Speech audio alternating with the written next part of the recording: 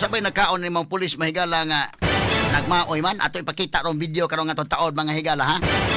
Samtang sa laing bahin DPWH Secretary Manuel Bunuan ayay nadutlan na gid taon mga higala sa mga komentaryo sa publiko ug ang atong komentaryo nadutlan na gid taon. Finally mahigala si Secretary Manuel Bunuan ni resign na gid taon sa katunglanan. Epektibo karong adlaw September 1, epektibo. Muhulip kaniya, kay karon na bang adlaw mo balik na ba ang Senate Blue Ribbon Committee? Timing gyud kayo mga kaigalaan ha, nagpa-interview pa sa Tobiernes, di gyud kulo sa resign, dili gyud. Na igo na gyud mga higala kadugayan, dutla na gyud uwaw. Ni-resign na gyud, ni-resign na gyud og effective ra gyud dayon karon,